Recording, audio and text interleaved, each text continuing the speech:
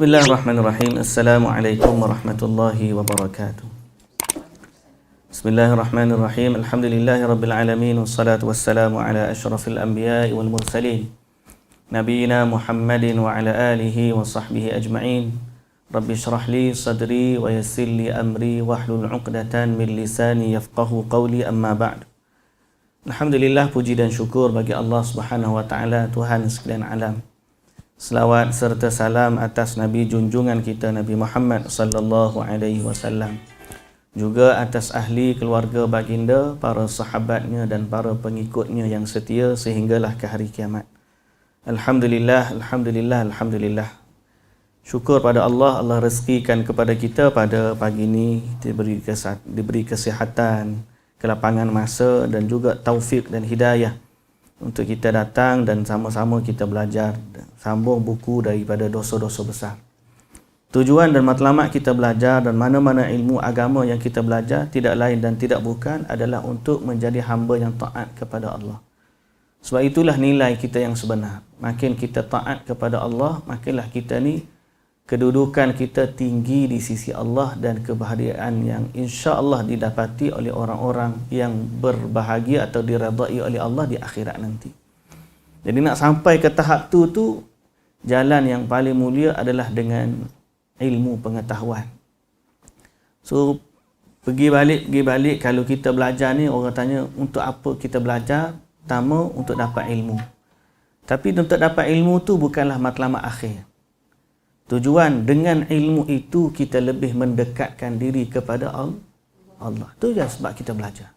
Kalau orang tu belajar untuk dapat ilmu lalu dia bangga dengan ilmu, bila saya mau balik, ilmu ni kan ada dua, ilmu yang bermanfaat dan ilmu yang tidak bermanfaat.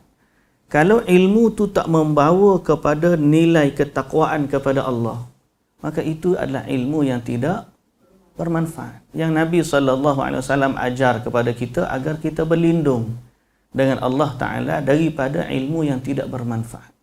Allahumma inni as'aluka ilman nafi'an. Ya Allah, aku minta ilmu yang bermanfaat. Dan Allah, Nabi ajar, Allahumma inni a'udzubika min ilmin la yanfa'. Aku berlindung denganmu ya Allah daripada ilmu yang tidak bermanfaat. Manfaat ilmu ni pada mana? Bila kita belajar dan dia boleh mengubah diri kita. Daripada yang dulu mungkin kita agak jahat, agak nakal, agak jahil, kita jadi orang yang baik, orang yang taat, orang yang lebih dekat kepada Allah Subhanahu wa taala. Dan mudah-mudahan Allah rezekikan kepada kita ilmu yang bermanfaat yang membawa kita kepada ketakwaan pada Allah Subhanahu wa taala. Jadi atas sebab itulah kita menggagahkan diri, sama ada yang mengajar ataupun yang belajar, dua-dua. Belajar ni pun maksud dia bukan yang lain, kerana mengajar sendiri adalah satu bentuk ketaatan. Menyampaikan ilmu tu satu bentuk ibadah. Bukan kita datang sebab kita nak kata aku tahu tau. Bukan kita nak kata sebab kita pandai, tidak. Tapi kerana duduk dalam majlis ilmu tu, mengajar tu ibadat, belajar pun ibadat. Sama-sama kita tahu cara bagaimana mendekatkan diri kepada Allah. Mana yang Allah Ta'ala suruh kita buat, mana yang Allah larang kita tinggalkan, supaya akhirnya nanti bila kita melakukan sesuatu yang kita buat tu benar-benar bernilai ibadah. Dan bila kita meninggalkan sesuatu yang kita tinggalkan itu benar-benar adalah maksiat. Kalau jahil, tak ada ilmu, boleh jadi dia buat sesuatu disangka ibadah tapi sebenarnya bukan. Boleh jadi juga dia meninggalkan sesuatu kerana disangkanya maksiat tetapi sebenarnya ibadah. Pasal apa? Tak ada ilmu. Jadi sebab tu kita ni datang belajar dan belajar, mudah-mudahan Allah rezekikan kepada kita. Ada orang zikir, banyak dia zikir, dia sangkanya ibadat. Bila tengok rupa-rupanya zikir yang tidak disyariatkan. Akhir sekali amalan dia sia-sia. Ada orang sangka dia buat kebaikan. Dia duduk dalam agama dia buat kebaikan. Bantu orang tu, bantu orang ni. Tapi sampai akhirnya rupa-rupanya Tuhan yang disembah adalah bukan Tuhan yang sebenar. Jadi begitulah nilai ilmu ni kita letak di hadapan kita supaya kita jadi selangkah lebih dekat kepada Allah Subhanahu wa taala. Jadi ingat, kita belajar ilmu bukan sebagai matlamat akhir. Matlamat daripada ilmu tu adalah untuk menjadikan kita hamba yang taat kepada Allah. Firman Allah Subhanahu wa taala, "Innama yakhshallaha min ibadihil ulama." Sesungguhnya yang takut kepada Allah sebenar-benarnya adalah para ulama. Berarti bila kita tambah ilmu, kita rasa nilai takut kepada Allah tu kita rasa. Semoga Allah Subhanahu wa taala memberkati kita semua. Muslimin dan muslimat yang dirahmati Allah Subhanahu wa taala, hari ini kita sambung bacaan kita pada dosa besar yang ke-10. Yang ke-10 ni kaitannya agak jauh daripada kita, tapi turutannya besar. Jadi kita baca yang besar dan kemudian. Dan kita tak skip pasal kita baca dulu sampai waktu nanti, mungkin Ramadan kita ulang balik sebagai peringatan Ramadan. InsyaAllah. Baik, dosa besar yang ke-10 iaitulah tidak berpuasa pada bulan Ramadan tanpa uzur dan rukhsah. Tanpa uzur dan rukhsah. Baik, apa maksud uzur? Uzur sakit, tak mampu. Okey. Wanita yang haid. Kemudian kalau rukhsah apa dia pula? Keringanan. Apa yang keringanan macam mana diberi untuk tidak puasa? Musafir. Ya. Kerja berat. Buruh kasar. Tak ada rukhsah. Tak ada rukhsah.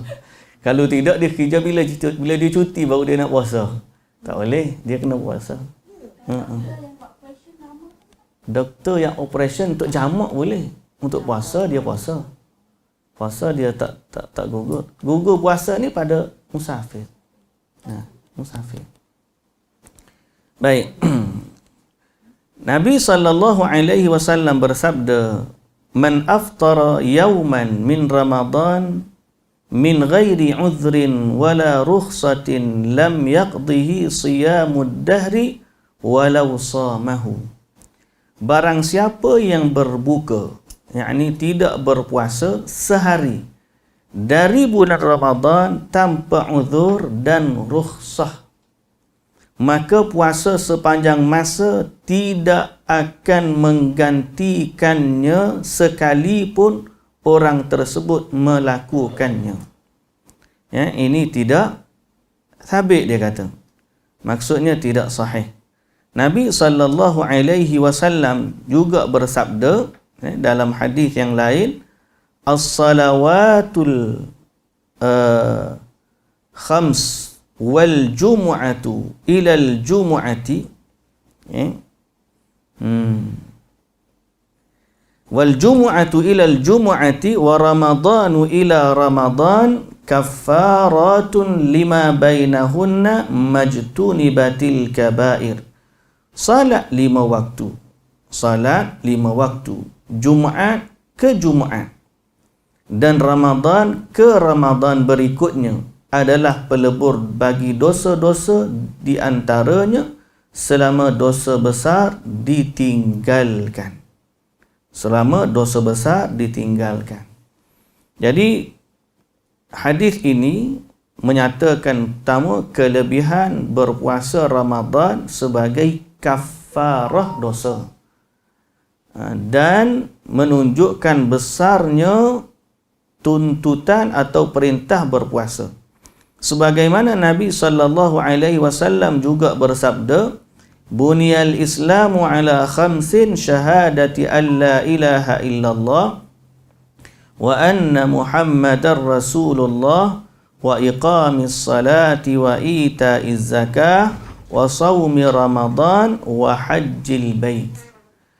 Islam itu dibangun di atas 5 dasar, yakni bersaksi bahawa tiada Tuhan yang berhak disembah melainkan Allah dan bahawasanya Muhammad adalah Rasul Allah, mendirikan salat, menunaikan zakat, puasa Ramadan dan haji ke Baitillah, muttafaqun alaih.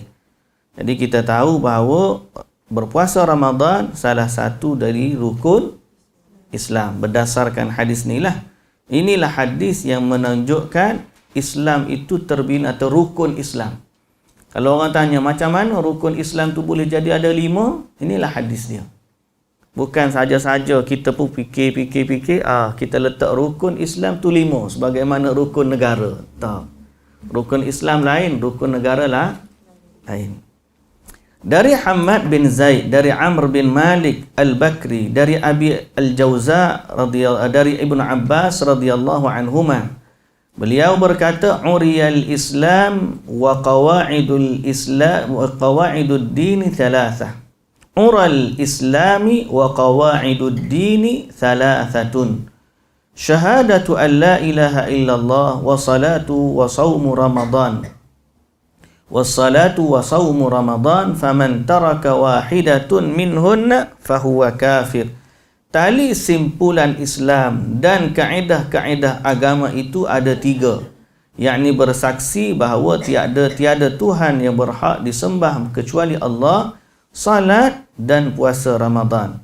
Barang siapa yang meninggalkan salah satu dari ketiganya, maka dia kafir.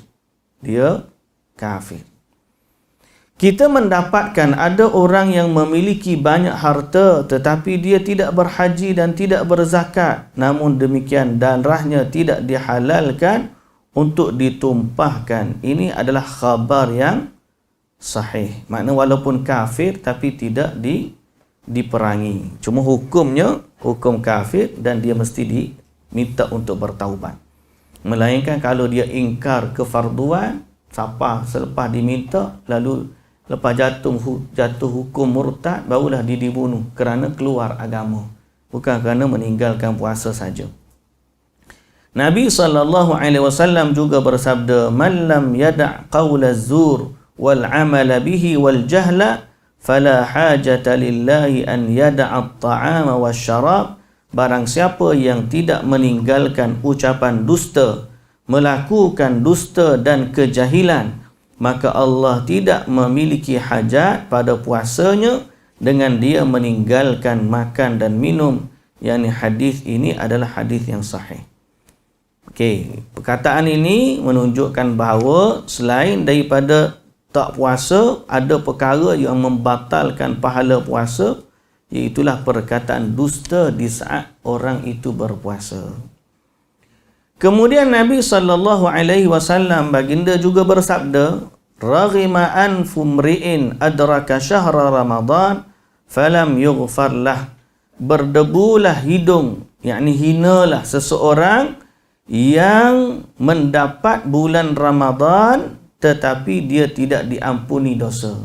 Iaitu dia tak puasa bulan Ramadan dan dia tidak mengambil kesempatan untuk mendapatkan keampunan di bulan Ramadan.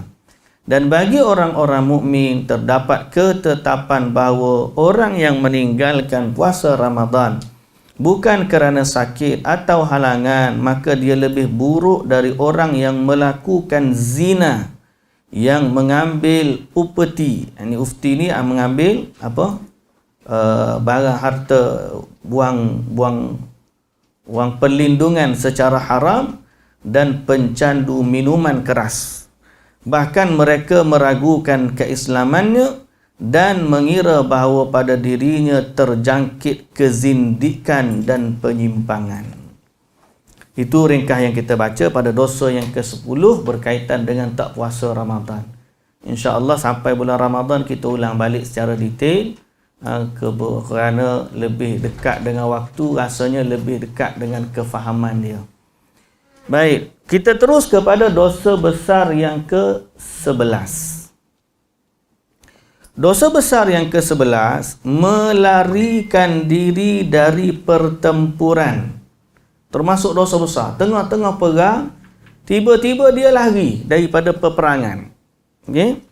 Sebab apa dia lari? Mungkin sebab dia takut, mungkin sebab dia nak khianat, dan seumpama dengannya.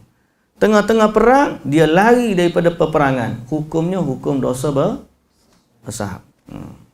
Melainkan setelah perang-perang diperintahkan seluruh batalion untuk berundur. Sebab kita nak retreat, buat benda lain dan sebagainya, buat strategi baru. Yang tu lain. Yang ni tiba-tiba dia lari seorang, dia hilang.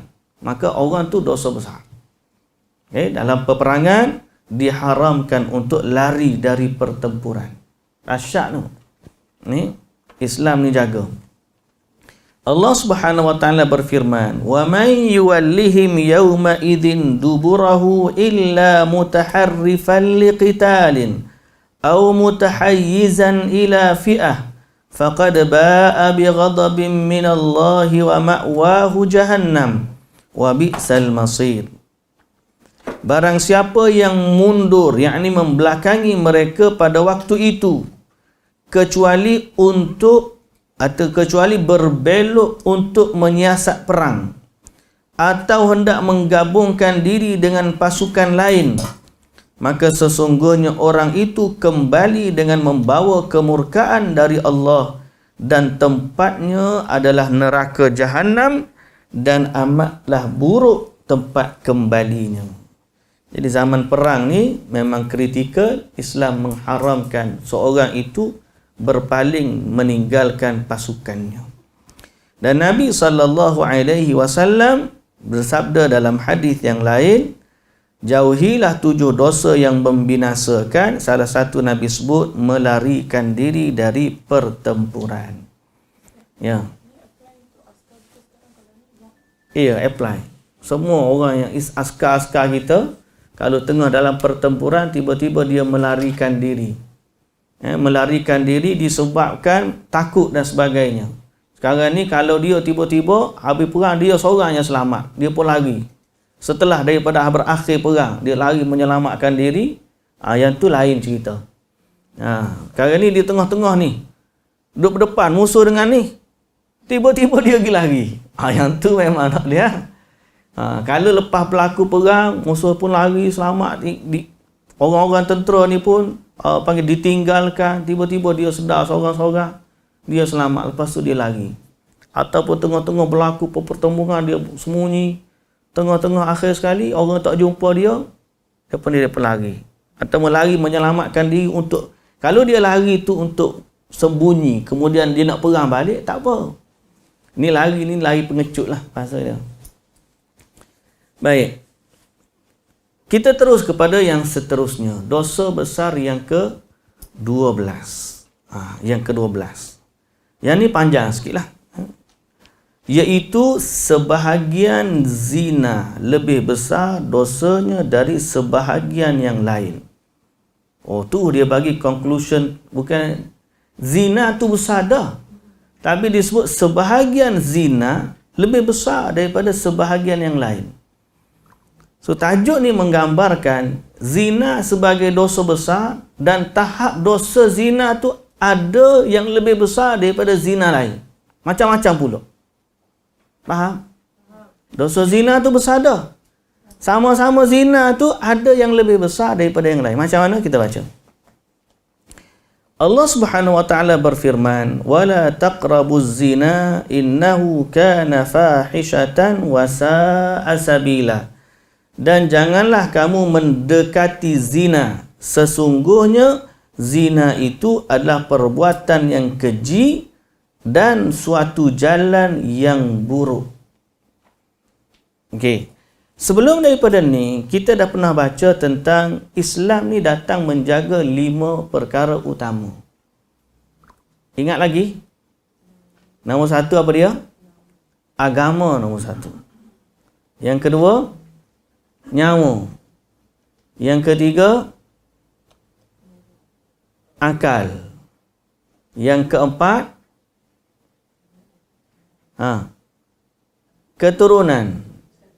Yang kelima, harta.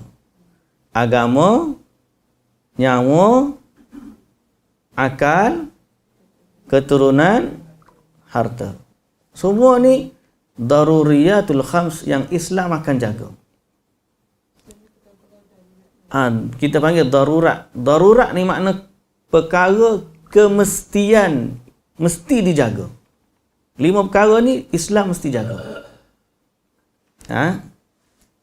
Dan semua ni untuk kita, bukan Islam tu jaga. Jadi syariat datang untuk jaga 5 perkara ni.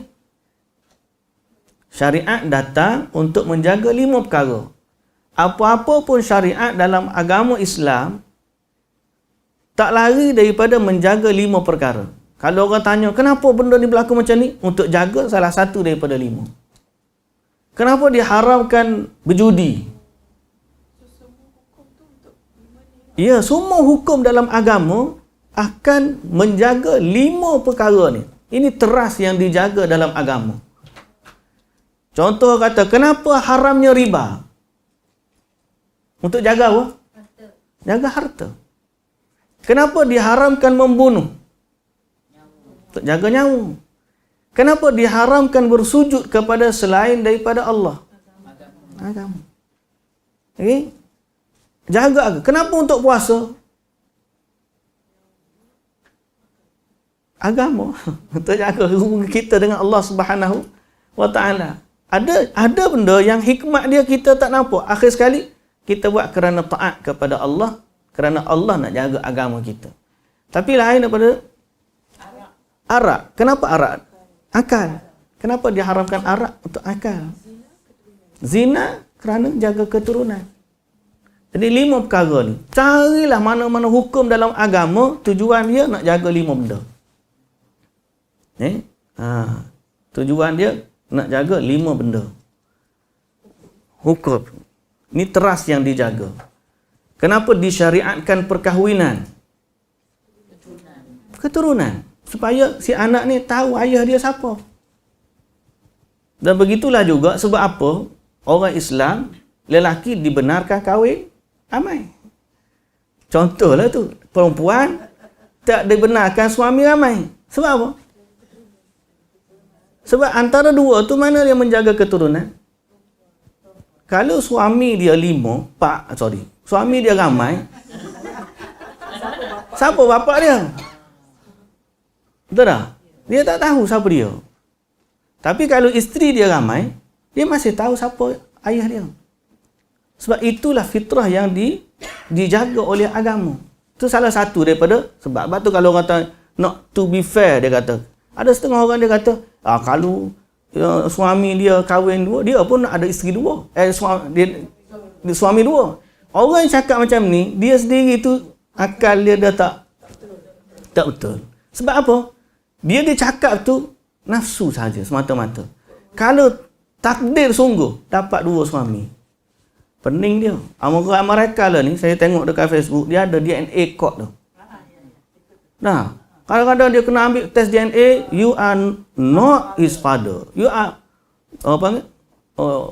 ayah dia sebenar. Lepas tu ayah tu dah jaga daripada kecil. Tak tahu apa dia siapa. Ayah nafkah, tiba-tiba dah nafkah anak orang lain. Terpaksa guna DNA untuk cek anak dia siapa. Ni anak siapa? Mak dia sama ramai. Orang Islam tak perlu DNA. Zaman dulu kita tak pernah persoalkan. Apa keturunan kita? Kita tahu bin. Oh, aku ni keturunan daripada tok nenek belah Indonesia contoh. Orang ni kata aku keturunan daripada belah Arab. Orang ni kata belah Afghanistan. Pasal apa? Sebab kita tahu kita dijaga keturunan kita melalui syariat perkahwinan. Betul tak? Inilah indahnya agama. Kita tak perlu DNA. Tak perlu.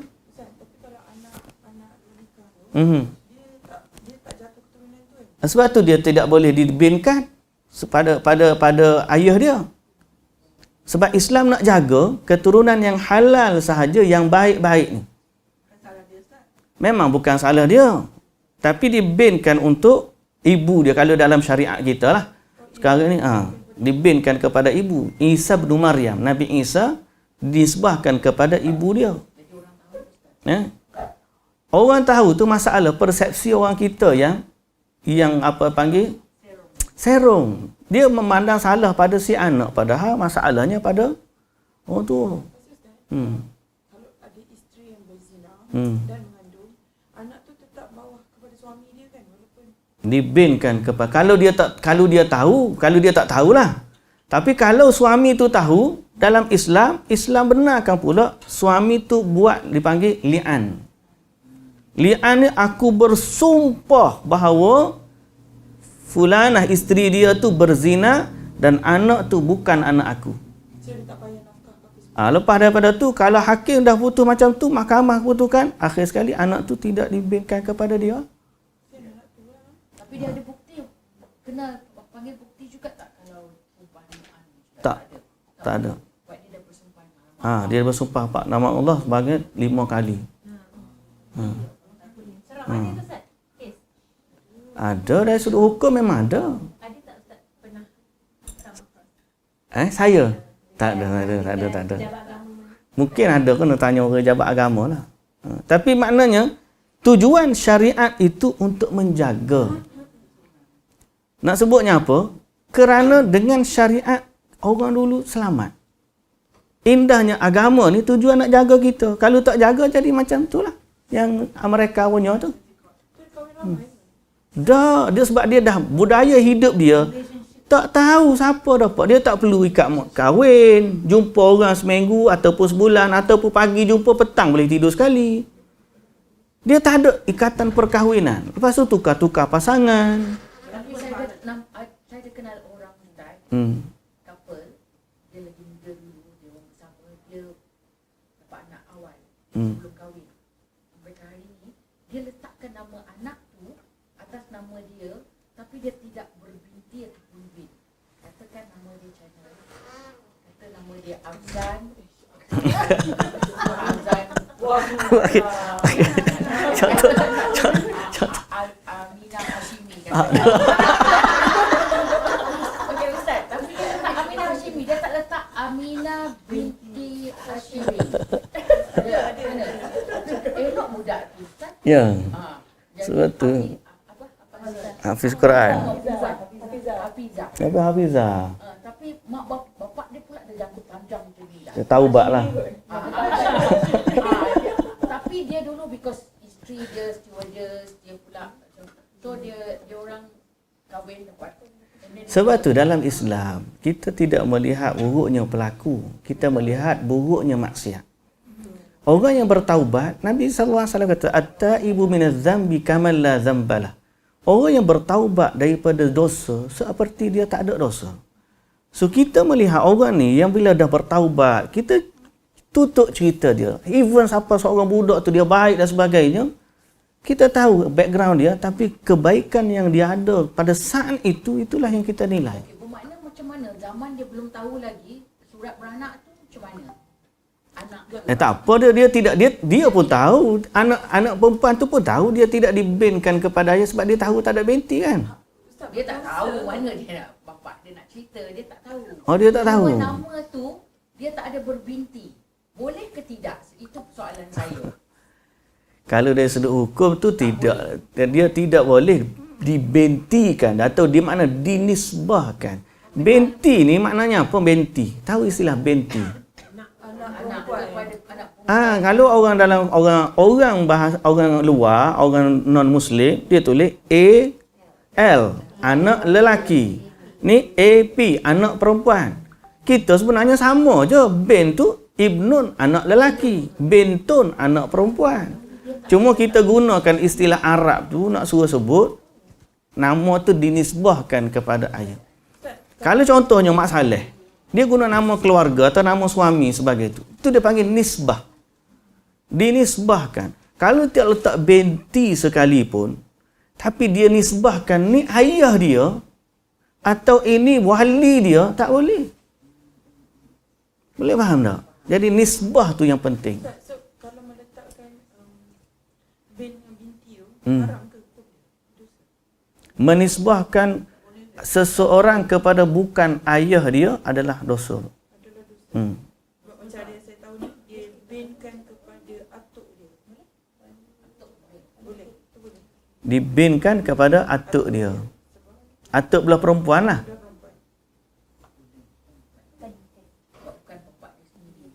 Dia was-was pada perkahwinan tu lah. So dia binkan kepada atuk. Ajaib dia.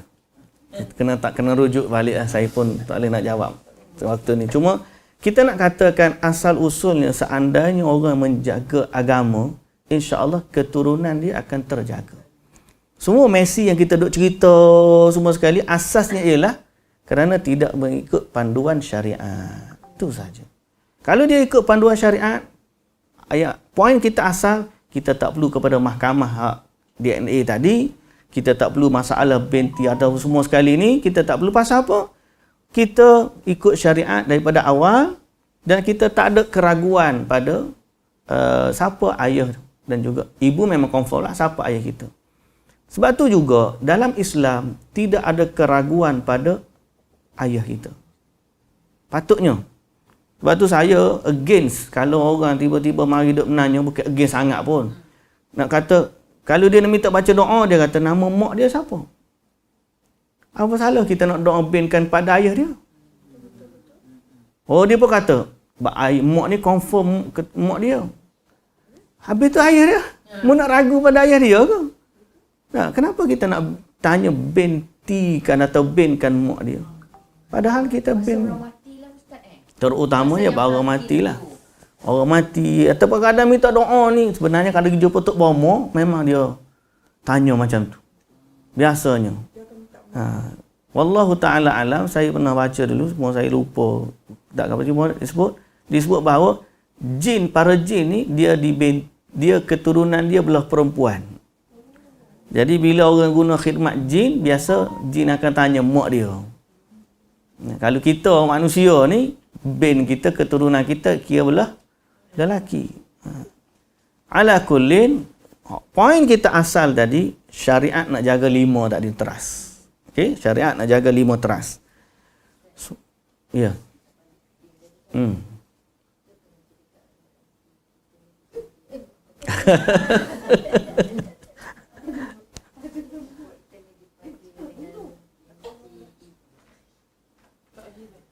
Panggil akhirat binti ibu.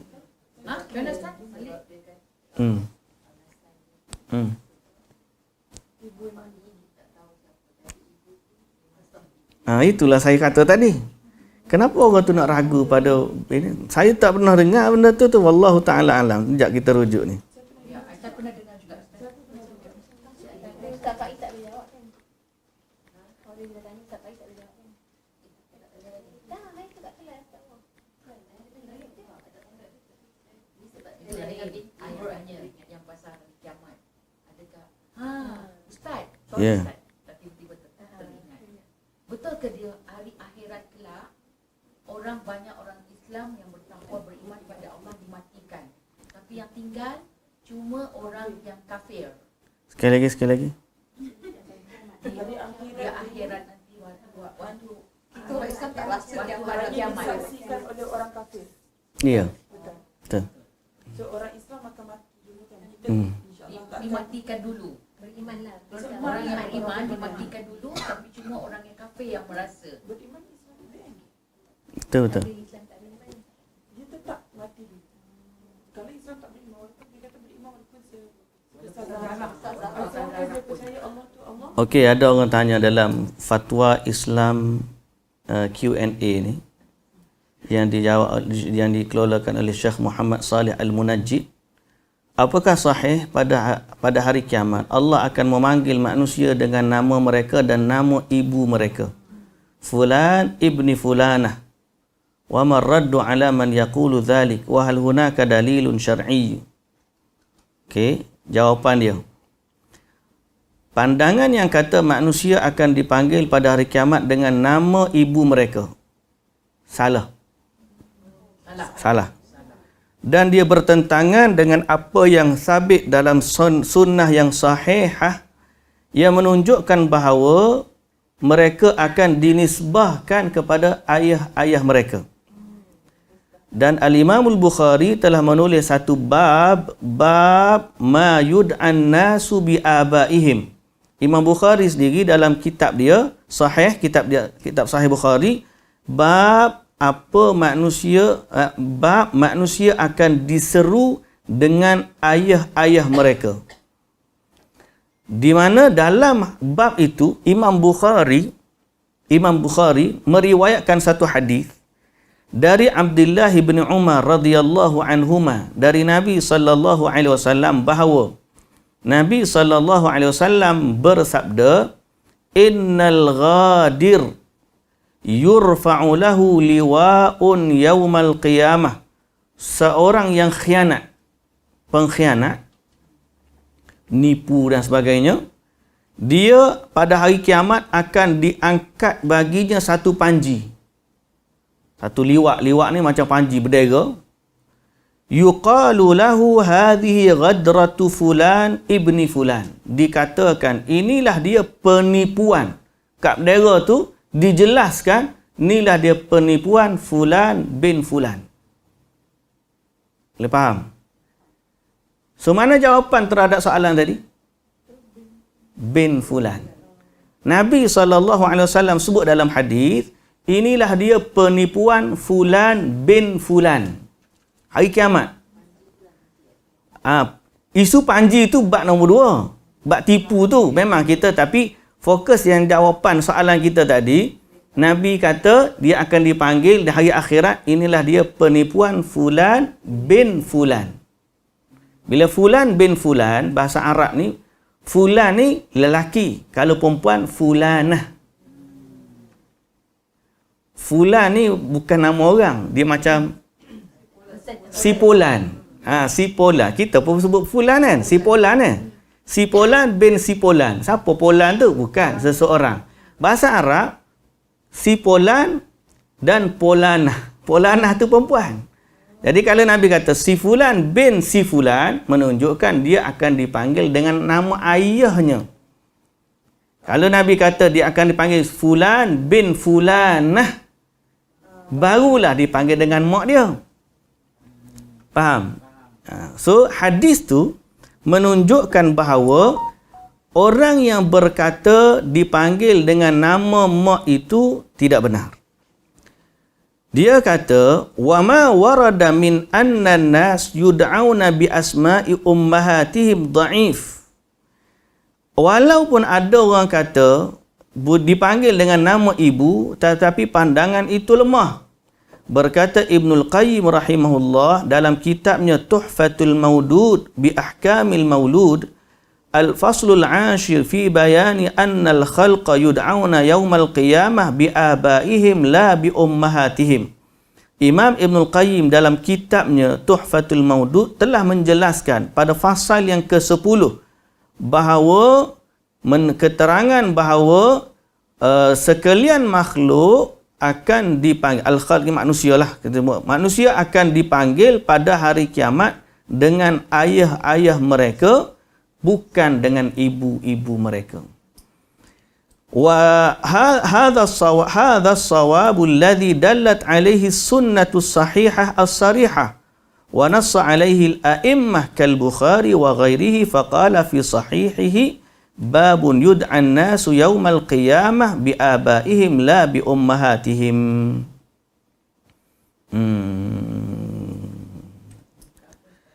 Dan dalam riwayat Imam Abu Daud, satu lagi riwayat hadis, riwayat Imam Abu Daud nombor hadis 4948 dengan sanad yang baik dari Abi Darda radhiyallahu anhu, Rasulullah sallallahu alaihi wasallam diriwayatkan bersabda, innakum tud'auna yaumal qiyamati bi asma'ikum wa asma'i abaikum fa ahsinu asma'akum.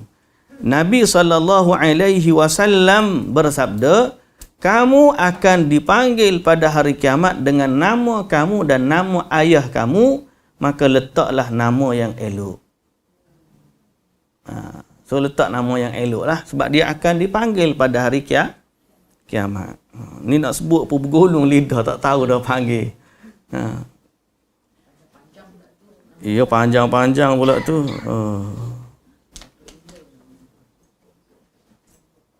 Faqala rajulun, sorry, kejap.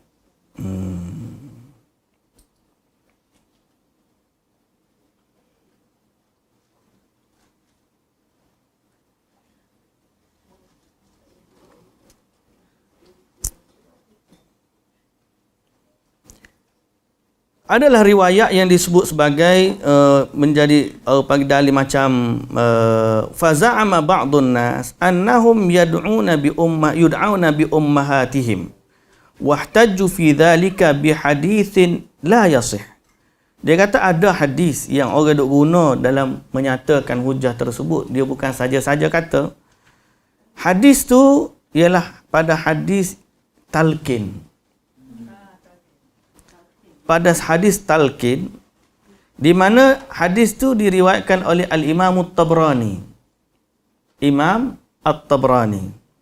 Imam At-Tabrani meriwayatkan dari Abi Umamah dari Nabi sallallahu alaihi wasallam, okay, bahawa Nabi sallallahu alaihi wasallam bersabda, apabila meninggal salah seorang daripada saudara kamu dan kamu telah meratakan tanah di atas kuburnya, maka bangunlah salah seorang daripada kamu di atas kepala kubur, yakni di atas tempat kepala dia tu, dan hendaklah dia berkata, ya fulan binti fulanah, ya fulan bin fulanah, fulan bin fulanah, wahai fulan bin fulanah, fa innahu yasma'uhu la yujibu, kerana mayat itu mendengar tapi dia tak boleh jawab. Thumma yaqul ya fulan bin fulanah, fa innahu yaqul arshidna yarhamukallah. Kemudian kata lagi, ya fulan bin fulanah, fa innahu yaqul, maka mayat tu kata arshidna yarhamukallah, bantulah kami atau pandulah kami, semoga Allah merahmatimu. Maka dalam hadis tu diceritakan tentang bagaimana ajar kepada siapa Tuhan kamu, siapa Nabi, macam orang kata talqin tu lah. Dalam hadis tu ada yang bertanya, seorang lelaki bertanya, ya Rasulullah, fa illam yu'raf isma ummihi, kalau tak ada, orang tak kenal nama mak dia, kalau orang tak tahu nama mak dia, nak panggil macam mana? Sebab orang dah kenal nama ayah, bin. Memang ramai kita ni tak tahu bin mak. Betul tak? Mak Nabi tu kenal lah. Datuk Nabi pun kita kenal. Kalau orang tanya, nenek Nabi, sudah. Mulalah tak tahu dah, tanya orang apa. Nanti kita sambung minggu depan jawab dia. Masa nak balik rujuk dulu. Kita tak jumpa cari. Jadi, dia kata, falyansibhu ila ummihi Hawa. Kalau dia tak terkenal juga, maka nisbahkanlah kepada neneknya Hawa. Fulan bin Hawa. Berkata Al-Imamul Haythami, jangan dulu, dengar dulu dah. Jangan pegang lagi. Dengar dah. Berkata Al-Imamul Haythami, dalam sanad hadis ini ada beberapa orang yang tidak dikenali. Maknanya rawi hadis ni tidak dapat dipastikan dia ni siapa. Betul ke tak betul Nabi bagi tahu? Sebab dalam rantaian hadis tu, sanad dia ada orang yang tidak dikenali. Siapa dia ni? Tiba-tiba je datang. Dan berkata dalam Kashful Khafa, da'afahu Ibn Salah, thumma Nawawi, wa Ibn Al-Qayyim, wal-Iraqi, wal-Hafidh Ibn Hajar, fi ba'di tasanifi wa akharun. Darjah hadis ni da'if. Telah dida'ifkan, dan da'if tu bukan da'if ringan, sebab da'if tu ada beberapa orang yang tidak dikenali. Malaysia pakai yang tu. Tapi tu bab cerita lain lah. Cerita bahas talqin tu. Kita nak jawab soalan tadi. Nak banding dua hadis. Satu hadis riwayat Bukhari. Imam Bukhari kata di hari akhirat orang akan dipanggil dengan nama Fulan bin Fulan. Hadis ni sahih. Hadis yang suruh panggil nama dengan mak ni asal daripada hadis cerita talqin. Tapi hadis ni daif. So antara dua ni, kalau dia sudut hujah, mana lebih kuat?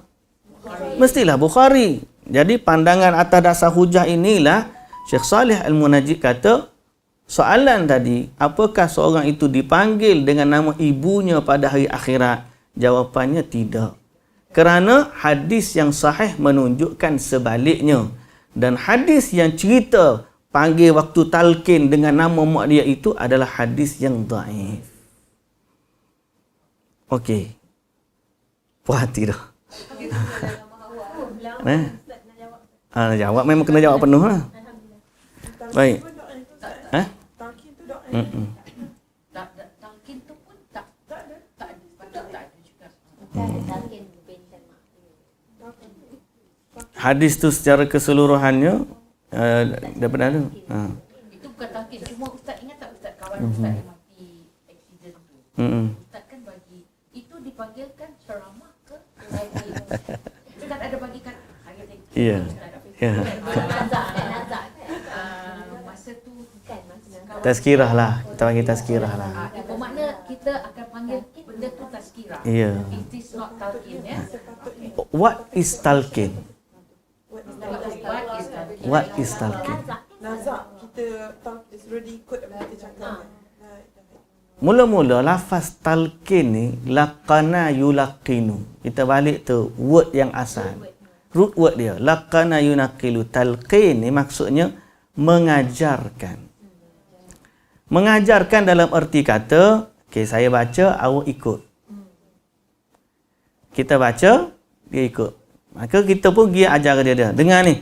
La ilaha illallah. Dia pun dengar, dia pun ikut. La ilaha illallah. The word is talqin.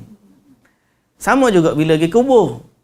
Bila malaikat datang kepadamu bertanya, Man Rabbuka? Maka jawablah dengan lidah yang fasih. Allah Tuhanku. Dia pun dengar bawah tu, Allah Tuhanku. Okey? Itu istilah talqin. Betul lah, istilah ruwet talqin. Talqin tu istilah. Kenapa dia dinamakan talqin? Kerana kita di atas mengajarkan orang yang di dalam.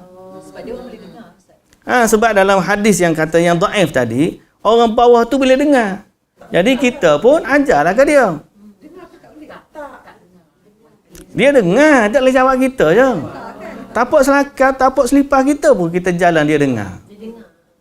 Dia dengar. Jadi istilah talqin tu makna dia mengajarkan supaya orang ikut. Dalam istilah ni ada dua. Okay. Yang saya sebut tadi adalah situasi dia. Pertama, dalam hadis yang Zandra sebut tadi, di cerita dia kata, bukan talqin ni sebelum mati ke?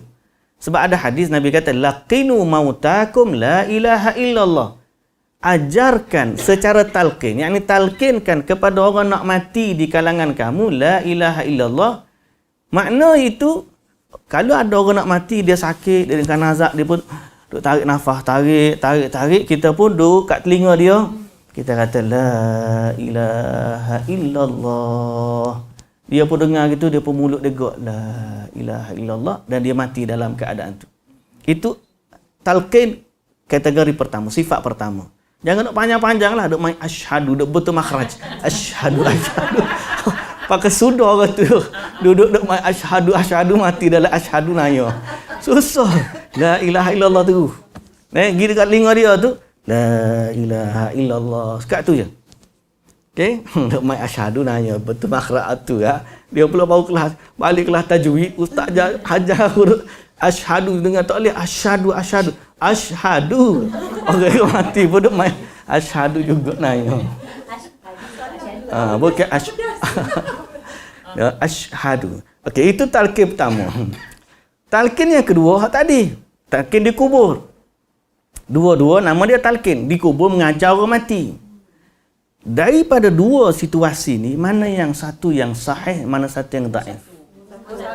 Nombor satu yang sahih. Itu kita kata kalau talqin yang sebenar ialah talqin orang yang nak mati, kerana dia masih boleh menjawab waktu dia hidup. Talqin yang kedua, pertama dari sudut hadis tadi dhaif dah. Yang kedua, apakah dengan kita ajar atas tu orang bawah boleh ikut? Tak boleh dah. Dia hanya dengar je. Kalau dia bukan orang yang beramal, dia tak boleh baca juga. Soalan bocor 1000 tahun dah. Belum ni. Nabi dah bagi tahu 1400 tahun, kita pun dah tahu. 3 soalan je. Man rabbuka, man nabiyuka, wa madinuka. Tapi yang jawab tu bukan taklah orang kalau nak berlagu tu, kalau boleh bantu, baiklah kita. Bukan setakat orang kafir, bagilah iPad apa semua kan kali cerah sikit boleh baca lagi gelak tu. Contoh. Wak lawak jugalah, tapi nak sebut itu tidak bermanfaat bagi dia. Dia hanya akan jawab apa yang dia amalkan di dunia. So, bandingkan dua talqin tadi, yang betul adalah talqin orang nak mati. Itu istilah yang sebenar. Bukan talqin orang yang dah mati. Kalau talqin orang mati, dia kita hanya sebab tu sekarang ni bila ustaz-ustaz sunnah lah terutamanya, kita nak ubah masyarakat, sebab masyarakat ni kalau Hajar Rosa tanya tadi, Ustaz buat apa tu? Talqin tazkirah. Sebab apa? Kita nak ubah. Daripada kita nak bagi nasihat kepada orang yang mati, yang memang tak boleh nak ubah dah hidup dia, baik kita bagi tazkirah kepada orang hidup ni. Tak nama talqin adalah kita panggil tazkirah. Talqin ni kena ajar. Macam talqin, istilah bahasa Arab tu, ajar untuk orang ikut. Tu talqin. Laqinu la ilaha illallah. Kalau maknanya, kalau betul talqin untuk orang hidup, jawablah dengan lidahmu yang fasih. Allah Tuhanku. Orang tu semua kena jawab aku.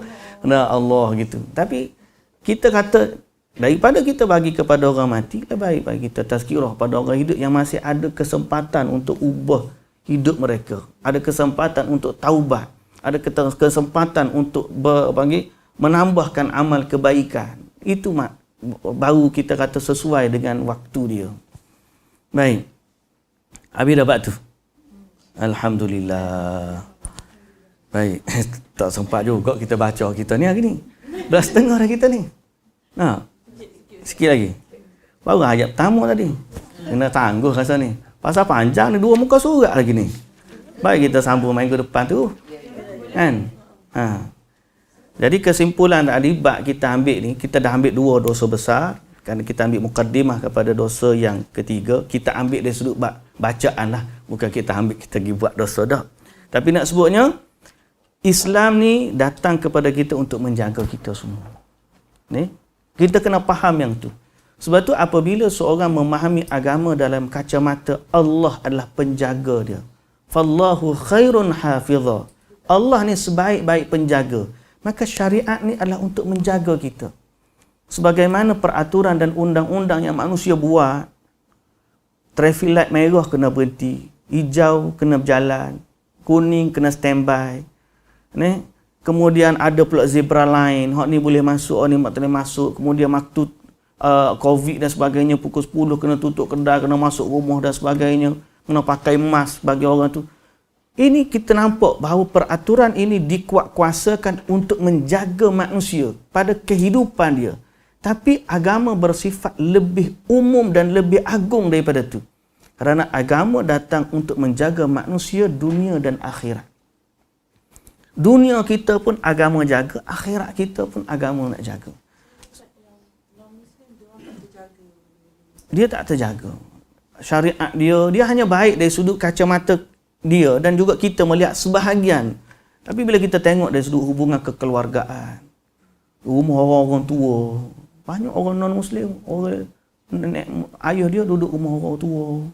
Tak terjaga sebab syariat dia tidak bawa kepada tu. Di sudut hubungan anak isteri sebagai tadi. Kadang-kadang mak Saleh panggil ayah dia pun kadang panggil nama-nama je. John, panggil Steve, panggil nama ayah. Tua saya pun nama. Ya. Bukan mami. Oh, sebab dia mak Saleh. Oh, dahsyat. Cuba panggil nama Mam.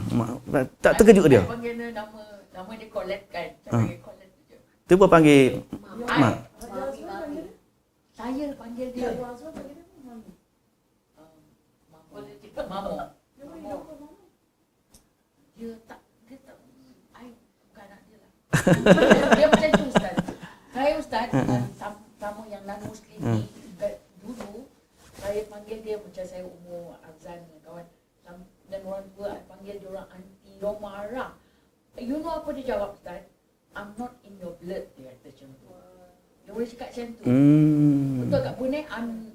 Why are you calling her aunty? We are not your blood. Tapi cara dia cakap is nice lah, bukan cara saya. Tapi fahaman dia macam tu. Bermakna you are not my blood relation. How you can call? I ajar anak saya panggil dia orang uncle, aunty, dia orang tak suka. Culture dia begitu. Dia panggil nama. Tapi after this, dia orang terima saya lah. Kat sana, seadanya dia orang, I panggil dia orang dan kita ketawa atuk tu nama papi. Panggil dia papi, lepas tu mak dia mami. Sekarang dia orang, ayah set dulu kan dia. Tak bagi. Tapi dari sudut satu dakwah, kita boleh kata bahawa dalam kita punya agama mengajar bila kita kahwin dengan seseorang, kita adalah Dia kata anggap keluarga kita. So lama-lama mungkin dia akan rasa sebenarnya dia sebenarnya dia tak terbiasa tu satu benda yang dia sebenarnya missing tapi dia tak perasan. Tapi bila kita dah ajar lama-lama dia akan rasa kenapa benda ni tak ada pada dia. Lama-lama dia boleh buka pintu hidayah, mudah-mudahan Allah Ta'ala bagi hidayah kepada dia. Benda-benda macam ni sebab Islam is the best. Apa yang Islam buat tu untuk kita. Allah Ta'ala nak suruh kita hidup dalam keadaan santun, dalam keadaan damai, dalam keadaan bahagia, dengan hubungan kekeluargaan dan sebagainya. Asasnya 5. Islam jaga nyawa kita, supaya kita tidak dibunuh, tidak disakiti. Dan nyawa ni merangkumi semua sebab-sebab yang boleh mengancam nyawa. Even kalau nak, kan ada baru ni seorang ustaz viral TikTok yang dia main panah ke anak murid dia tu. Tak, dia suruh anak panah, anak murid dia pegang target atas tu, dia ke belakang ni. Ditegur kan? Bukan setakat Dr. Kamil, dari sudut agama haram untuk kita menjadikan manusia sebagai target, dan haram untuk kita menuding dia dengan besi senjata. Tak boleh kalau kita. Ya, tak boleh. Bahaya kan anak Arbadul meninggal. Anak Arbadul. Oh yes. Dia mati kan? Pasal dia pegang target ke? Salah. Dah. Sebab itu diorang tipu ustaz, diorang pakai bulletproof vest, diorang ambil yang murah. Diorang tak ada, diorang buat bulletproof vest tau, tapi diorang tak boleh beli diorang. Diorang tak letak plate yang betul-betul. Kita kaji balik plate diorang tu, memang peluru boleh tembus. Tapi benda tu tertutup macam tu. Projek lah. Tapi itu dari sudut hikmat. Sebab tu kalau you nak apa ni, try bulletproof punya tu pun, jangan try kepada manusia. Islam tak bagi kita jadikan. Diorang punya training ustaz, kalau apa tu yang komando-komando tu, diorang memang letak belon kat sini celah kangkang. Shoot dah kan. Ya. Yalah, memang kita nak suruh tepat. Tapi kenapa jadikan manusia sebagai sasaran? Islam tak benar kita buat macam tu. Sekali kita kata dari sudut tujuan apa dia buat? Nak melatih orang tu berani. Banyak cara. Yang penting kita carilah benda yang dijaga oleh agama. Okey? Nyawa, akal. Bukan setakat arak saja.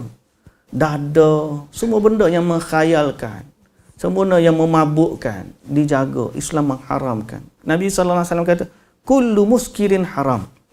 Semua benda yang memabukkan haram. Merosot akal kita.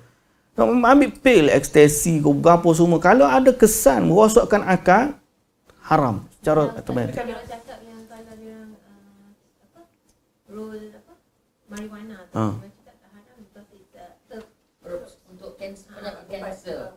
bukanlah ubat pun. Sikit ya. Kena beza lah kalau orang nak ambil sebab ubat tu dan sebagainya. Dia bukan ubat. Tapi dia cakap macam nikotin tu menginfectkan dia punya health, which is haram. Marijuana is herb, bukan Dia high tak? dia konon lah, cakap tak high lah, konon. But of course lah, mestilah high kan. Takut dia salah guna. Kan bila dah high tu haram kan. Tapi Ustaz, sekiranya coklat tu ada arak, wine, kalau kita konsum, kita makan, tetap haram juga ke? Ataupun dia dah dimasakkan? Kalau dia dah dicampurkan, arak yang macam cooking wine semua, kalau dia dah dimasakkan, tetap haram juga? Tetap haram juga. Kecuali dia berubah dengan sendiri. Kalau cuka arak tu, dia berubah jadi cuka dengan sendiri, tak apa. Dia kita masakkan? Nak masak tak boleh. Tak boleh. Kan baru ni kan viral tu yang cerita masak nasi ayam tu. Nasi ayam tu. Itu tak boleh lah ke? Tak boleh. Itu tak boleh Ustaz Tapi ustaz, alkohol tak haram kan? Coklat pun tak boleh juga kan Ustaz Semua bentuk yang masuk makanan yang ada arak tak boleh lah. Setitik pun tak boleh lah sebab dia dah haram. Dia kalau masuk, contoh dia masuk sikit je, nasi tu nasi ayam, dia pun setitik je benda tu, dia sikit lah. Wine, dia letak wine, tetap haram juga, tak boleh. Tapai dia tak nama wine sebenarnya. Tapai tu dia bukan, dia tak sampai ke tahap memabukkan tu. Tapai dia adalah alkohol dia, tapi dia bukan. Memabukkan tapi makan tu tak memabukkan. Tak boleh lah. Dia memabukkan, tapi kalau tuak bahasa Kelantan tak haram. Tak, tuak Sarawak tu lain. Ya, tu tuak lain. Ustaz. Tu tuak lain. Ni di air dipanggil air nira. Bahasa Kelantan, tuak tu air nira. Kalau tuak Sarawak, Kalau tuak Sarawak memang hayal. Dayak buat. Ustaz, tapi kalau dia dah masuk bab perubatan, tak apa, betul kan? Apa-apa saja. Tak boleh juga. Sanitizer tu Ustaz ada alkohol. Itu bukan alkohol mabuk tu. Bukan mabuk. Tak apa, tak ada masalah. Contoh ni lah, kita ambil buatlah morfin, prinsip ambil morfin. Tu semua tak apa kan? Perubatan dah jadi perubatan. Dia sebenarnya tu kes dia salah guna sebenarnya kalau dadah ni. Dadah ni sebenarnya dia macam tadi yang sebut marijuana tu. Dia kes salah guna. Dia salah guna. Dia salah guna yang dia jadi high. Tapi kalau memang patient yang memang pergi doktor bagi tu boleh lah. Sebab diorang memang medical. Ya. Pelaku tu memabukkan. Sebab tu lah diorang kena periksa. Kalau lama mabuk lah. Kalau jadi lama peram tu jadi haram. Haram lah. Dia sendiri daripada tuak. Lepas daripada tuak dia akan jadi apa? Buang. Lepas dia jadi arak, dia akan jadi cuka. Lepas tuak jadi cuka. Apa cuka? Okey. Lepas cuka kekal stay selama cuka. Jadi cuka, bila dah jadi cuka, kandungan yang mabuk tu dah tak ada. Tak ada. So tuak memang tak akan mabuk lah. Peram lama sehingga jadi cuka tu boleh makan pula. Tapi asal dia gini. Asal contohnya apple ataupun cider ataupun anggur. Wine, mula-mula dia jadi wine. Lepas tu dia pun tapai dia jadi mula-mula jus lah. Lepas tu jadi wine. Tapi wine dia jadi cuka tak? Tapi ada Tak tahu macam mana wine tu boleh memabukkan. Dia ada alkohol kan apa campuran tu? Ada. Dia memang betul-betul fresh juice. tak, wine dia kena tapai. Untuk jadi ketukar dia punya gula jadi alkohol, dia kena letak dia punya apa tu? Yeast dia tu. Letak yeast dalam tu, dicampur. Daripada tu tak ada, dia campur, dia akan letak peram berapa tahun, paling kurang setahun. Kalau malt dalam kira setahun masa tu dah boleh buka. Tahu malt kan? Malt. M-A-L-T. Mak sebut payah ni saya. Nah, M-A-L-T tu, okey, dia tu daripada gandum, kan? Daripada gandum, air tu dia peram, kemudian dia jadi beer. Tu kalau jus dia jadi wine.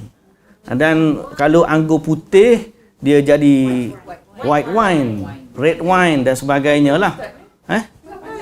General knowledge ni bagus. Si baik tak jual. Tapi dia jual madu. Dia kena tapai sampai beberapa ketika baru dia jadi tu, baru dia boleh minum, consume. Benda tu dia punya tahap alkohol yang ada tu berubah-ubah lah. Makin lama taste dia pun makin berubah dan sebagainya. Sistem penapaian tu. So kalau tua, dia boleh buat daripada beras, rice wine. Tu haram tak? Haram lah rice wine. Macam ni lah Japanese kan? Sake. Sushi lain. Sake. Miri tak tahulah pula. Apa dia tu?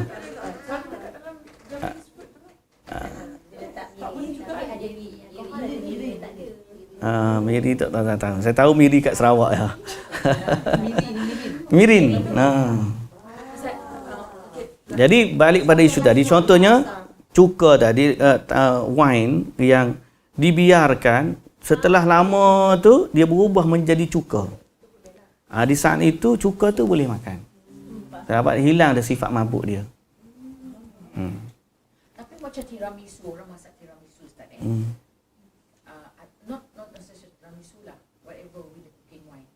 Ustaz tadi kata dah hilang apabila dia ada masak lama. Sama juga dengan wine, kalau dia dah masak lama pun dia tetap kira wine. Memang tak boleh juga kan? Tak boleh. Kalau unsur mabuk dia tu ada lagi, wine dia masih lagi. Saya ingat wine mungkin tak berubah kot. Lagi lama lagi mahal dia. Kalau wine lagi mahal. Masak dekat atas api. Dan kalau grape lah, red wine tu mahal. Lagi lama 100 tahun lagi mahal. Harga dia. Cara buka pun mahal dah. Tak sebayang tuan cakap pasal masak. Dia tak ada. Kalau apa tu murah tu biasa lah. Red wine dia tak macam tu. Dia pakai api. Dia bukan skru. Dia ada dia punya clamp dia tu. Lepas tu dia balut, dia panaskan besi. Yang tu clamp dia tu, botol tu, dia letak besi panas tu dekat tepi botol. Lepas tu dia angkat, dia ambil kain sejuk, dia lap. Lepas tu dia akan pecah. Pak. Dia buka macam tu.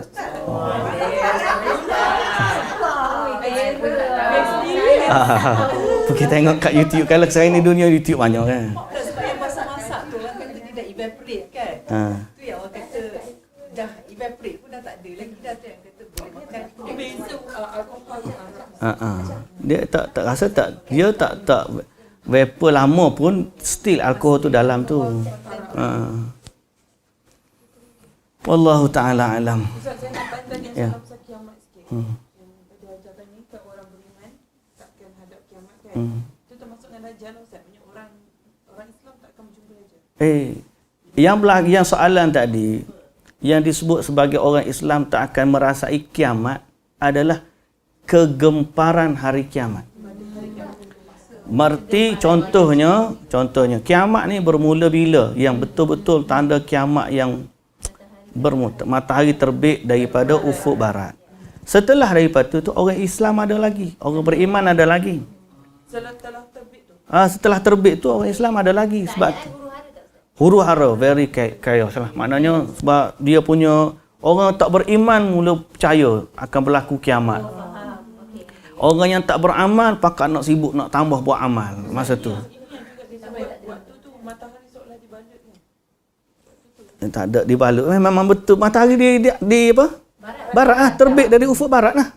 Jadi masa tu Allah Subhanahu Wa Taala sebut yauma ta'ti ba'du ayati rabbika la yanfa'u nafsan imanuha lam takun amanat min qablu aw kasabat fi imaniha khaira.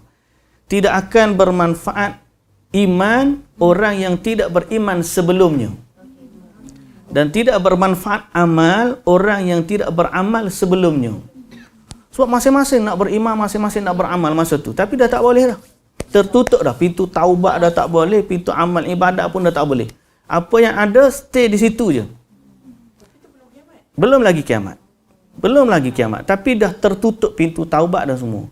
Masa tu manusia berada dalam huru hara. Yang beriman, kekal beriman. Yang kafir, mesti lagi kafir. Dalam keadaan huru hara takut juga. Lepas tu akan keluar binatang. Binatang dabah. Dabbatul ard tu dia akan keluar.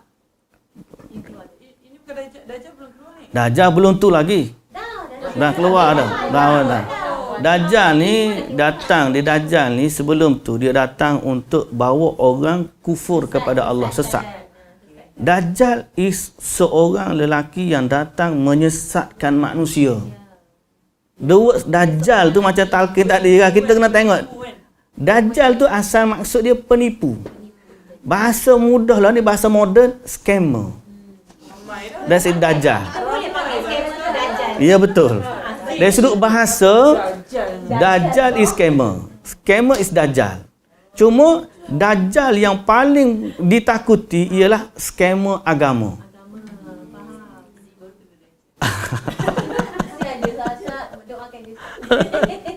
Dia Dajjal ni dia datang scammer agama. Dia ajak orang sembah dia. Dia mengaku dia tu Tuhan. Dan bahayanya dia berbeza dengan Dajjal-Dajjal lain ialah scammer yang Allah bagi kekuasaan kepada dia. Dia scammer, dia boleh tunjuk langit turun hujan. Dia boleh hidupkan orang mati. Dia boleh tunjuk ke tanah, dia boleh tunjuk ke tanah keluar perbendaharaan harta dari tanah. Dia scammer, tapi Allah bagi kekuatan tu menjadi fitnah kepada ujian pada manusia. Cuma satu je Allah Ta'ala tak bagi kat dia. Dia tak boleh sembuhkan mata dia sendiri. Mata dia saja cacat sebelah. Sebab Allah Ta'ala nak kata, this is not your God. Kalau dia tu Tuhan, mesti dia tak buta. So orang beriman akan pegang. Ya betul. Orang beriman, bila dia kenal Allah ni Tuhan yang maha agung, yang maha sempurna dan tidak ada kekurangan. Bila dia tengok Dajjal, aku tak percaya mu Tuhan aku. Tapi bagi orang yang tak belajar agama, dia akan ikut, dia akan masuk ni, follower dia macam ni ikut. Alah, tak rasa mati Dajjal, mari ayat dia ni macam hak kita sebut minggu lepas kan. Sekarang pun dah ada skamer agama. Ya, banyak dah. Nila ni mari muka handsome sikit, pakai spek hitam je buah putih. Wah, kata keturunan kita Rasulullah Maulana habis dah. Jadi maknanya apa? Bahaya fitnah Dajjal ni, dia scammer, dia ajak orang sembah dia. Dan Allah bagi kekuasaan, ramailah pengikut dia.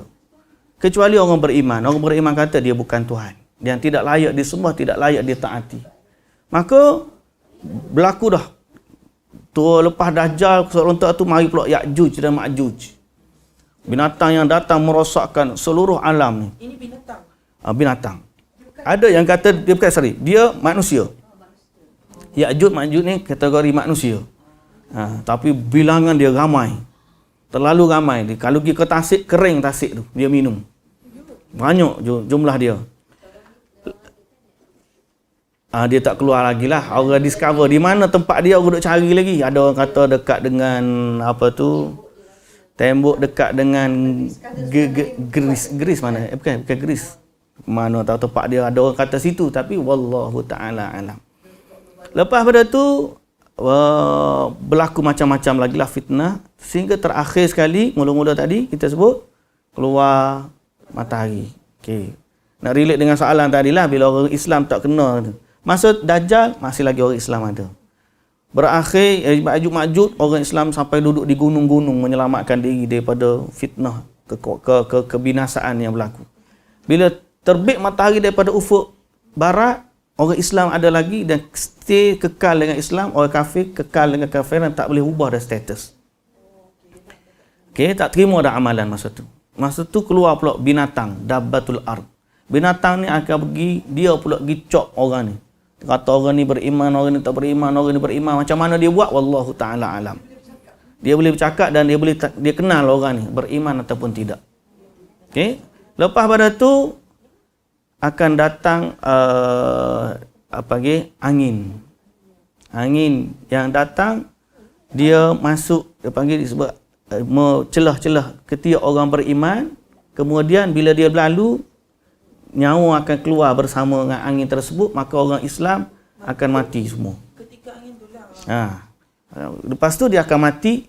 Yang tinggal hanyalah orang-orang yang kafir.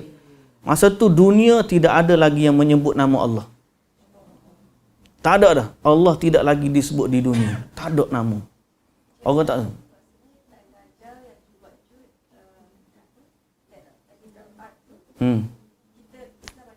Orang Islam ada lagi. Islam ada lagi. Sampai angin tak ada, kita dimatikan. Lepas pada tu yang tinggal hanya orang-orang yang kafir. Huru-hara hidup macam seperti boleh kata binatang lah. Kehidupan mereka ni hidup dalam keadaan dalam keadaan orang memang tak boleh lagi huru-hara yang Armageddon tu. Dalam keadaan tu memang dah lost. Tak ada petunjuk. Hidup dalam keadaan tak ada petunjuk. Tak kenal Tuhan. Hidup macam tak ada peraturan lah. Jahiliah. Mungkin masa tu dia ada kemajuan. Tapi dari sudut agama, totally lost. Wallahu ta'ala alam. Kita tak ada. Lepas tu lah, lepas bila berlaku tiupan sangkakala. Yang pertama. Lepas pada tu, sebelum tu lagi, Dajjal tu akan mati dibunuh oleh Nabi Isa. Ada. Sebelum tu lagi. Sebelum. Nabi Isa lepas daripada tu meninggal dulu. Dia meninggal dulu. Dia keluar untuk Lepas tu bila keluar tiupan sangkakala yang pertama, yang akan pertama didengar adalah seorang yang orang sedang bagi unta dia minum, dia akan dengar. Masa tu bermulalah mati manusia dan kemudian berlakulah. Orang bagi unta minum tu, Ustaz. Dia nak sebut masa tu orangnya berada dalam keadaan hidup ni, tak adalah kata kiamat tu nak berlaku tu. Orang masih lagi leka. Masih leka. Memang Nabi ni dah Walaupun orang Islam dah mati ni, orang kafir dia relax-relax je. saya faham dah. Faham tak? Dia orang hidup ni macam tak ada tujuan hidup. Tak ada. Dia relax-relax je. Dia tak rasa bahawa orang beriman mati pun dia tak rasa. Bukan kata, kenapa orang beriman je mati? Tak ada. Masa tu dah tak ada lah. Orang beriman masih Masa dah habis. Orang beriman habis semua. Habis semua sekali orang beriman. Tak ada. Quran dah diangkat semua sekali. Tak ada semua. orang ada dalam keadaan tu. Dia masih lagi dalam keadaan, masih lagi bagi unta ni. Dalam keadaan tiba-tiba, kan, kiamat ni berlaku mengejut. Tak ada lah kata, dia nak tunggu. Tak, tiba-tiba, tiupan sangkakala berlaku, terkejut. Masa tu lah, kelang kabut semua sekali. Yang kata, tadhalu kullu murdi'an. Ibu hak mengandung, hak menyusu pun, campak anak. Hak mengandung, gugur anak. Manusia lari. Satu dunia lah. Bukan sakat satu dunia, seluruh alam semesta. Seluruh alam semesta, langit dan bumi, 7 lapis langit semua. Tiupan sangkakala tu menamatkan semua.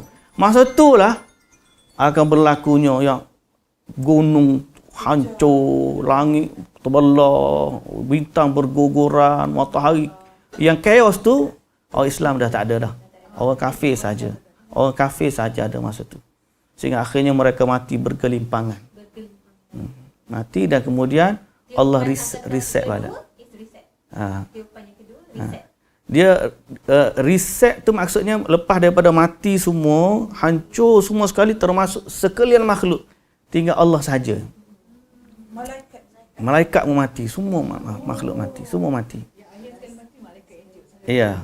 Lepas tu Allah Taala akan tanya masa tu, limanil mulkul yaum. Hari ni milik siapakah hari ini? Jadi tak ada orang yang boleh jawab. Lalu Allah sendiri kata lillahil wahidil qahar. Hari milik Allah yang satu-satunya yang maha berkuasa. Di saat itu Allah ciptakan balik langit dan bumi, tapi bukan dengan sifat yang sedia ada ni. Yauma tubaddalul ardu ghairal ardi was samawat. Allah Taala sebut dalam surah Ibrahim, Allah akan tukar langit dan bumi jadi langit dan bumi yang lain. Nama dia langit dan bumi, tapi lain dah daripada hak kita kenal, tak ada dah. Lepas tu dihidupkan malaikat dan diperintahkan tiup sangkakala. Kali yang kedua, masa itulah yang hak duduk dalam bumi ni akan keluar balik. Kubur-kubur terbongkar, terbelah. Jadi suasana tu sangat dahsyat lah. Tapi kita sebenarnya, itu satu kita tahu. Yang paling utama sekali ialah preparation kita. Semalam saya sebut pula di Baitul Salam. Kadang-kadang orang sibuk obses dengan teori akhir zaman, teori konspirasi, benda ni begini.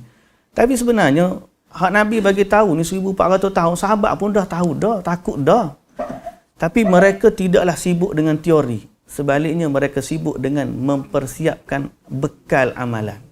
Mana bila kita dengar, patutnya lepas daripada ni aku nak tambahkan bacaan Quran, nak tambahkan rakaat solat, nak tambahkan nilai sedekah, nak tambah dengan puasa sunat, nak buat zikir dan sebagainya. Kita come dengan what is our plan untuk kita bekalan akhirat nanti. So, cerita akhir zaman ni memang kita dengar satu mengerikan, tetapi keimanan akan membawa kita kepada ketaatan pada Allah. Lepas tu saya sebut di awal tadi. Ilmu yang kita belajar bukan sekadar mengetahui. Kalau kita sekadar cerita untuk kita tahu, inilah kita seronok. Orang kafir boleh buat cerita 2012, berlakunya kiamat. Boleh buat cerita Armageddon, boleh buat cerita macam-macam. End of the world, macam-macam. Pasal dia hanya fikir tentang teori. Tapi kita orang beriman, even kita tak tahu apa yang tu, kita diperintahkan untuk mempersiapkan diri daripada 2 kiamat. Satu kiamat besar, hok nak berlaku no, kita tak tahu bila. Tapi ada satu lagi kiamat kecil. Itulah kematian kita. Hak ni tak tunggu matahari terbit daripada ufuk barat. Esok lusa pun boleh berlaku. Jadi hari ni kita ambil pendekatan setelah kita tahu, kita bertaubat kepada Allah. Kita baiki diri kita. Mana yang kita boleh baiki, kita baiki. Mana kita dah terlanjur, kita istighfar, minta ampun kepada Allah Subhanahu Wa Taala. Mudah-mudahan Allah Taala merezekikan kepada kita rahmat Dia yang maha luas. Kita tahu ni. Saya cerita dah ke minggu lepas saya tengok satu video seorang missionary. Seorang missionary dia pergi jumpa, dia tanya orang ni, do you believe in heaven or hell? Dia tu. Dia kata yes. What do you think after you die? Where you go? Dia kata. Where you will go? Orang ni kata I will go to heaven. Orang ni kata heaven. Orang ni kata heaven. So why you think you will go to heaven? 3 budak perempuan muda. Hak tanya tu lelaki. Dia kata because I'm a good girl. Good girl. Aku good lah. Dia kata I'm good. Orang ni kata good. Okay. Dia kata you see 10 commandments. Ada kan? Command dalam Bible. Tak boleh zina, tak boleh gini. Lepas tu dia tanya, you drink alcohol? Dia kata yes. Orang ni kata, you pernah tidur dengan lelaki? Dia kata yes. According to this command, you are not good. Dia kata. So you still think you will go to heaven? Dia pula takut dah. Perempuan nak jawab, takut. Saya kata bagus juga orang macam ni. Cuma masalahnya pasal dia missionary. Dia kata don't worry, God die for you. Dia kata. God died for you. Pasal kan, died. Nabi Isa dia dah tebus dosa-dosa kamu. Dan walaupun kamu ada dosa, kamu still go to heaven. Dia kata Jesus love you lah. Seolah-olah dia nak pergi situ. Tapi di awal video tu saya kata, kalaulah soalan tu dibawa kepada channel yang betul, orang akan takut. Kita rasa kita ni mati masuk syurga dah kau.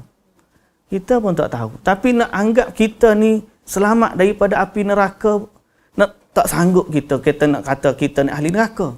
Sebab tu datangnya syair Al-Imam Syafi'i yang disebut tu, Ilahi lastu lil firdausi ahlan wala aqwa ala naril jahim. Ya Allah, aku ni kalau nak kata nak masuk syurga berasa tak layak nak masuk. Bukan kata tak nak masuk, tapi kerana amalan yang ada tu berasa tak cukup aku nak masuk syurga. Tapi wala aqwa ala naril jahim. Tapi kalau nak buat andaian aku ke neraka lagi, aku tak sanggup. Jadi apa yang kita ada, ya Allah, aku harap keampunan daripada kamu.